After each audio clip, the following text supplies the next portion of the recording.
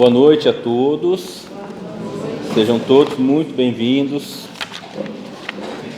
que nós possamos nos sentir abraçados pela paz, pelo amor de Jesus, pela paz de Deus. E eu convido a todos para mais uma noite de reflexão, juntos, exercitarmos a nossa capacidade do intelecto nesse momento, para depois levar para o coração, né? Então, o texto que eu quero estudar junto com vocês hoje é um texto muito bonito, muito conhecido por todos nós, especialmente aqui da Casa Francisco de Assis, que é a oração de Francisco de Assis. Eu tenho uma colinha aqui, mas a gente pode acompanhar também pelo quadro. Esse texto que é atribuído a esse personagem tão importante, né, do cristianismo. Então, vale a pena uma reflexão também sobre o autor. Não é uma biografia, nós não vamos estudar a biografia de Francisco de Assis, porque há bastante livros, né, a gente encontra na internet informações muito consolidadas, né, sobre a vida de Francisco de Assis, sobre a história, né? A gente vai explorar os aspectos da leitura espírita sobre esse personagem. Então a gente vai lembrar que a Terra, ela, quando da formação, né, dos espíritos lá no início, a Terra foi formada por três grandes grupos de espírito. Três tipos de espírito, fundamentalmente. O primeiro grupo eram espíritos que vieram evoluindo com o próprio planeta. Vieram dos reinos anteriores ao reino hominal, né, ao reino humano, e vieram de uma evolução anímica e vieram junto com a evolução do planeta. E surgiram as primeiras espécies humanas na Terra, as espécies mais primitivas. Esse grupo de espíritos, ele traz como grande característica eles passarem por provas, né? Não há expiações, porque eram almas iniciantes. Há um segundo grupo de espíritos, que são os espíritos que vieram migrados para a Terra, vieram de outros planetas, almas velhas, né? Almas bem mais amadurecidas. Não eram almas iniciantes, eram almas antigas, mas eram almas endurecidas no mal. Poderiam ser almas intelectualizadas, mas que não desenvolveram o sentimento. E essas almas, né, a gente lê na literatura espírita, são almas que perderam a concessão de permanecerem nos seus planetas de origem. Então, foram migrados para a Terra.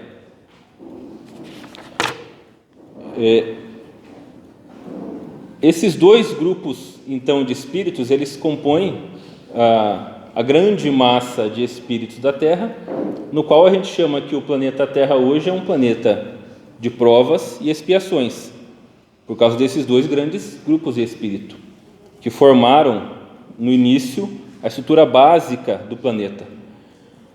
Com o segundo grupo de espíritos veio também um terceiro grupo de espíritos, menor, mas que são espíritos que vieram ajudar a levantar moralmente esse segundo grupo, que era muito grande, de almas endurecidas, ajudá-los na transformação moral. E esses espíritos são espíritos mais evoluídos intelectualmente e também moralmente.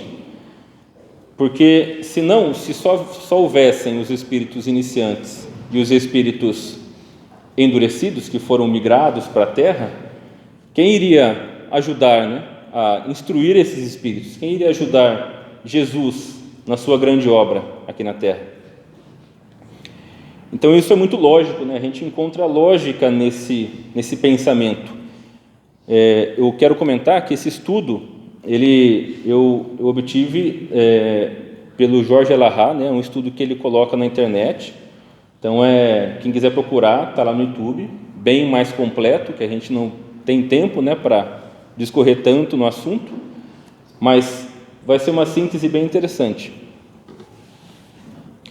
Então, esse terceiro grupo ele daria sustentação moral à terra, mas ele não era um grupo muito numeroso, mas que é fácil de a gente notar, né? Quando encarna um espírito de escol, como se diz, né? Um espírito evoluído, ele deixa um rastro por onde passa, né? E existem exemplos, vários exemplos. Esses três grupos, então, eles formam a grande característica do planeta Terra, né? No campo espiritual, um planeta de provas, expiações e missão. Esse terceiro grupo ele vem através de missão à Terra, com a missão de ajudar os irmãos que aqui estão, nós, a evoluirmos, né? A trazer mais essa conexão com Deus, essa conexão com o divino. E como nós falamos, quando esses espíritos eles encarnam, eles não passam despercebidos. Nós notamos, inclusive, contemporaneamente, né, espíritos que se destacam no campo moral, no campo do amor, no campo da fraternidade. A gente tem exemplos muito notórios, né, na história, como Krishna, Buda, Sócrates, que são almas que traziam essa conexão do homem com o Criador muito forte.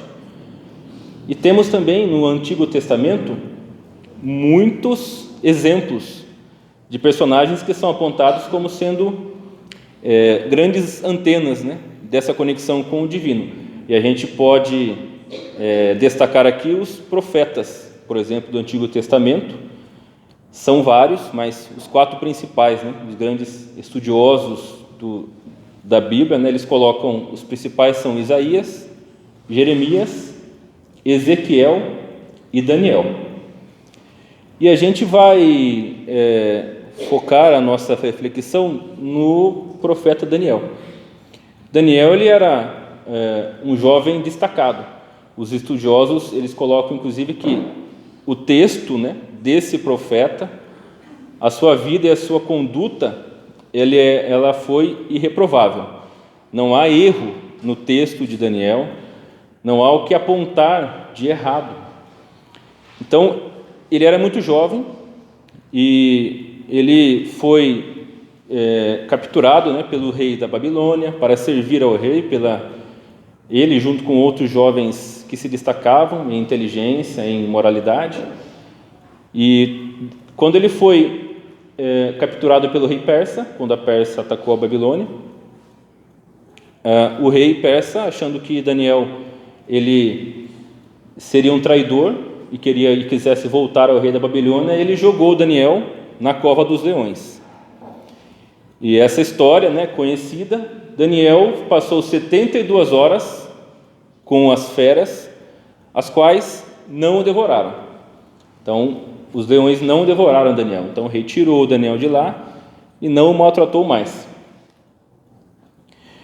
Daniel escreveu o livro de Daniel, que está na Bíblia. Esse livro, dizem os estudiosos, é um dos livros mais difíceis de se compreender, né? Ele é dotado de muitas metáforas, muita simbologia, muitos animais mitológicos. E nós vamos encontrar também na Bíblia, já no Novo Testamento, um livro que vai se encaixar de maneira muito perfeita ao de Daniel, que é o Apocalipse, de João, o evangelista. João ele escreve uma mensagem muito semelhante à de Daniel. E os estudiosos que acabam estudando, né, o Apocalipse, eles estudam o Apocalipse junto com o livro de Daniel, casado com o livro de Daniel, porque um ajuda a entender o outro. E João, ele era um discípulo muito amado por Jesus, né? Na época. Então a gente já está falando de João agora, não mais Daniel, já é uma outra época. João acompanhou Jesus, foi o único discípulo, né, que acompanhou Jesus na crucificação. Dos 12, um se suicidou, Judas, e dos 11, 10 foram martirizados. João foi o único que não foi martirizado. E ele viveu até quase 100 anos, né? João foi muito longevo. E a história de João, ele se conecta muito com a de Daniel. Daniel também foi muito longevo. E João, ele, após, né, a crucificação de Jesus, e quando João foi pregar o Evangelho, e já, quando ele estava já mais velho, ele foi capturado, porque ele era uma ameaça, né? Todos foram capturados, mas João, ninguém conseguia martirizar João, né? Eliminar a sua vida, porque quando tentavam fazer os leões atacarem João, as feras não o devoraram, igual de Daniel. João também, ele tinha uma conexão muito grande com a natureza, com os animais. Ele conversava com os peixes, ele conversava com os animais. Inclusive, quando ele ficou isolado numa ilha, né, ele foi obrigado a ficar isolado do povo, ele conversava com os animais do mar, e os guardas que o vigiavam acabavam se convencendo, né, de tudo aquilo, daquele amor que ele passava, daquele amor que ele transmitia, daquele contato e daquela certeza, né, da fé dele em Deus, e ele demonstrava isso, né, não só falava. Então, dessa conexão, existem muitas colocações que falam que João é a reencarnação de Daniel e que Francisco de Assis seria a reencarnação de João. E quando a gente vai notar, né, quando a gente começa a verificar, né, na história de Francisco de Assis, de toda a conexão que ele mesmo tinha com a natureza, com os animais, Francisco de Assis conta-se que ele conversava também com os animais. Os animais pousavam através dele, ele acalmava as feras, ele acalmava os lobos, os leões. Então a gente encontra a conexão, né, na história desses três personagens. Então, ao que tudo indica, essa singularidade, né, na forma dessa personalidade desses três personagens parece ser o mesmo espírito. E então a gente ouve, né, essas colocações, que existem até livros, né, que trazem essas colocações. A gente ouve e guarda, porque isso não é a parte importante da nossa reflexão. Afirmar ou contrariar a ideia que seja ou não a reencarnação, mas o mais importante é a mensagem que foi passada, que foi transmitida por esses personagens. E pela similaridade delas, que a gente está fazendo essa conexão, e vamos tratar da oração de Francisco de Assis, né? Então, Francisco vem com essa proposta de trazer o simples, a humildade como mais importante, a busca pela humildade, pelo desapego às questões materiais, né? A negação dos arroubos materiais e a conexão com o divino, a conexão com a natureza, com o meio ambiente. Então, nós sabemos que a oração de Francisco de Assis, que é atribuída a Francisco de Assis, aqui também não nos cabe de saber dizer se é ou não, se foi escrito ou não pelas mãos de Francisco de Assis, porque vale mais o conteúdo do que o autor, né? Essa oração, ela é dividida em dois grandes blocos, né? O primeiro bloco, são 8 antíteses, né? Frases, conceitos contrários um ao outro, que se contrapõem, né? E que vai construindo princípios fundamentais para a libertação do homem. Então, quando a gente vai ler as 3 primeiras, onde houver ódio, que eu leve o amor; onde houver ofensa, que eu leve o perdão; onde houver discórdia, que eu leve a união, a gente vai ver o pensamento, né? Onde houver ódio, que eu leve o amor; a ação, onde houver ofensa, que eu leve o perdão; a palavra, na verdade, né? Onde houver ofensa, que eu leve o perdão; e a ação onde houver discórdia que o leve à união. Então a gente vê 3 grandes questões do próprio espírito humano, né?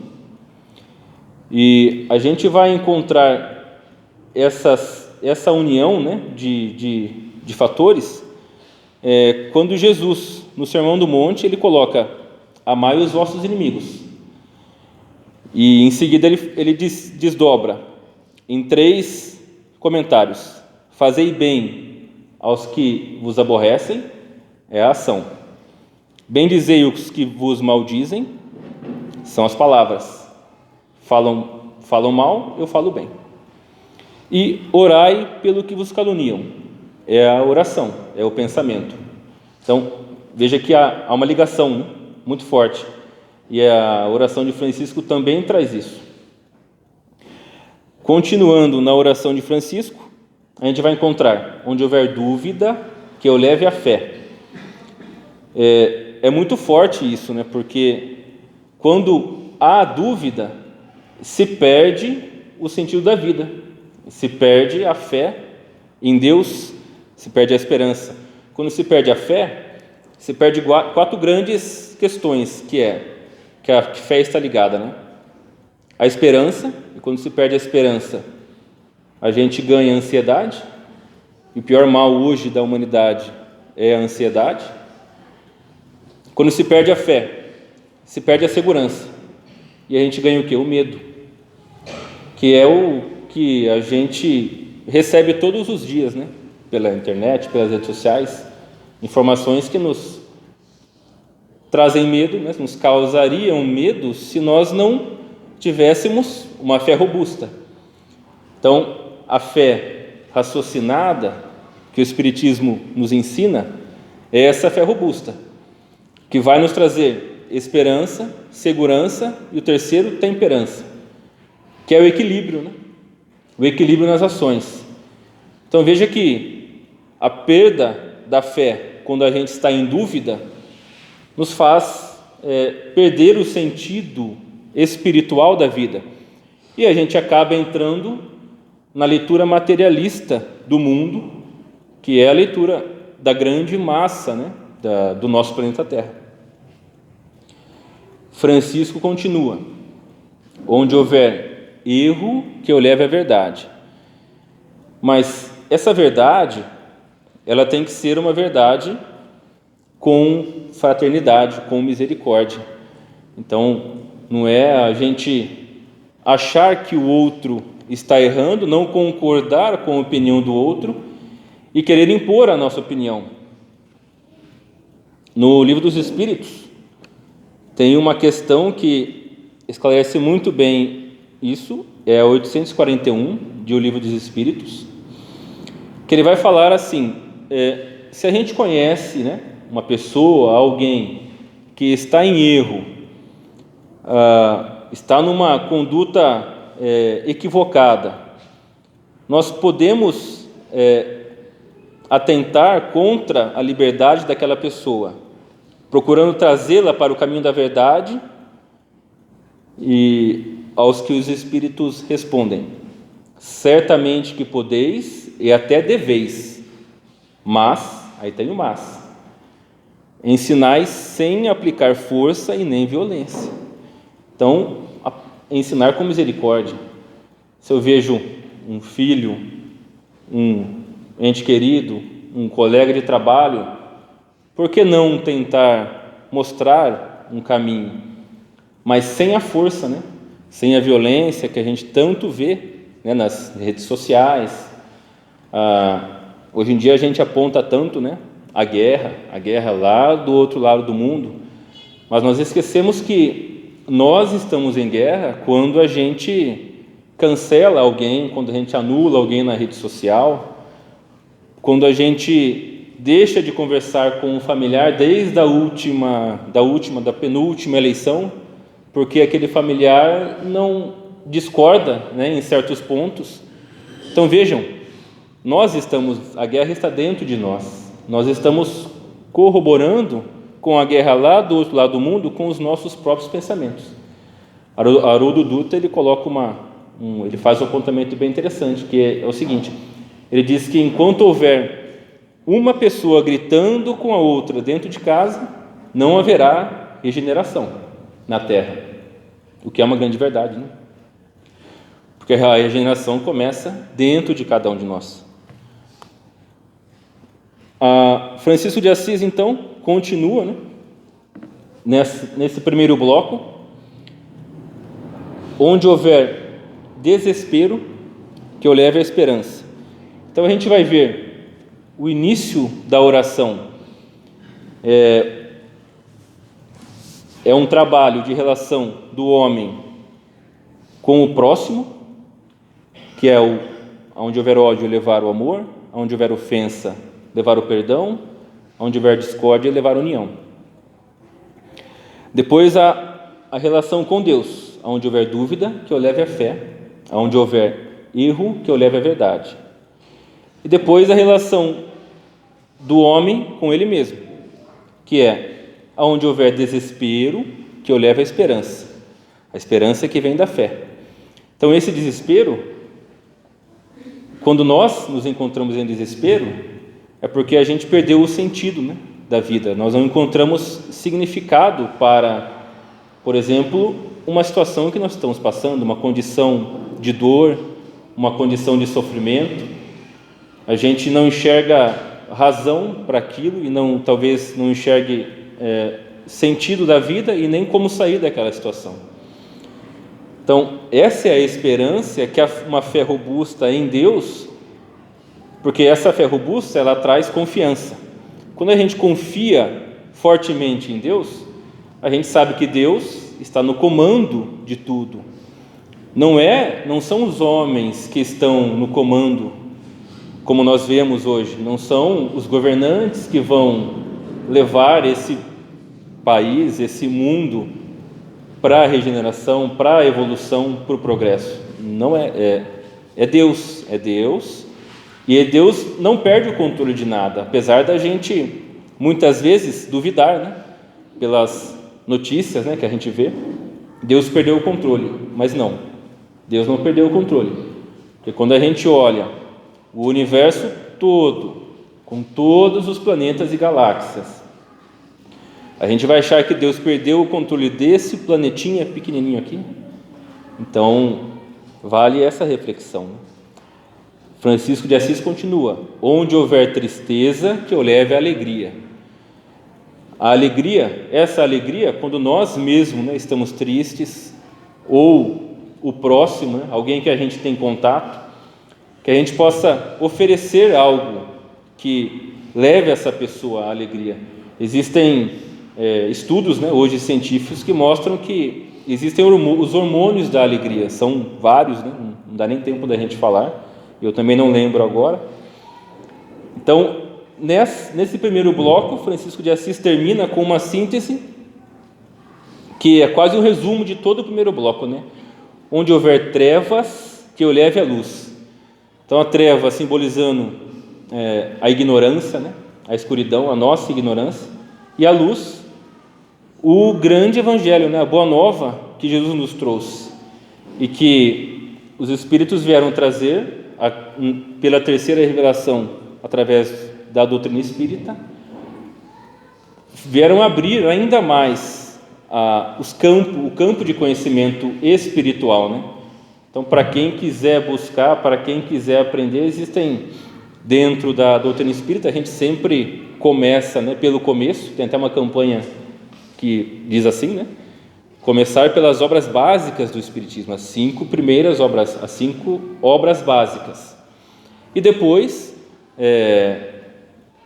tem vários romances, obras subsidiárias, né, das obras básicas.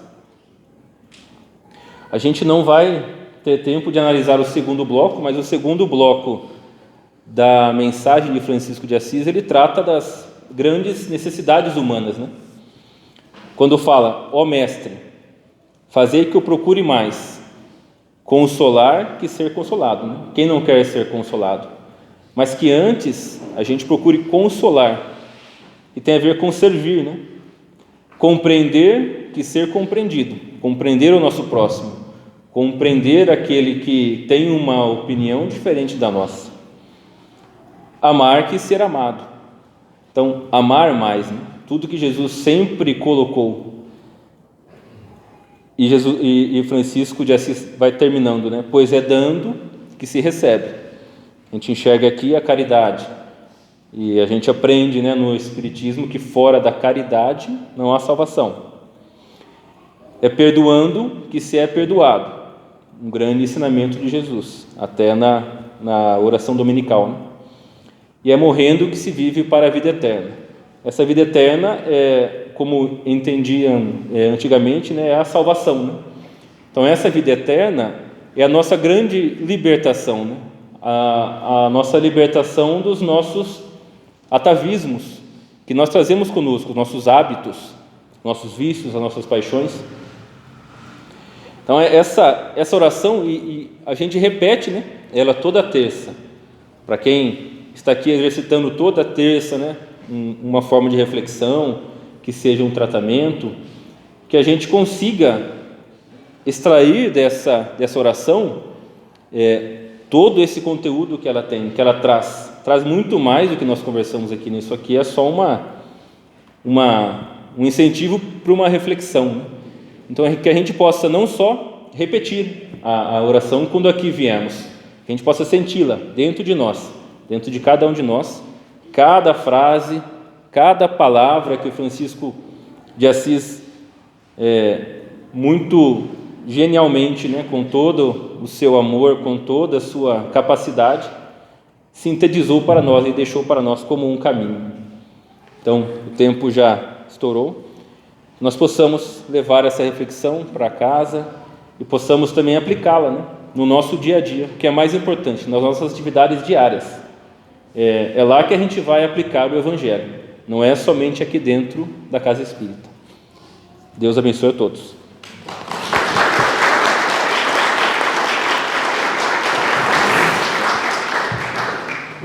Às vezes temos dificuldade em fazer meditação, né? Isso aqui, por isso é uma meditação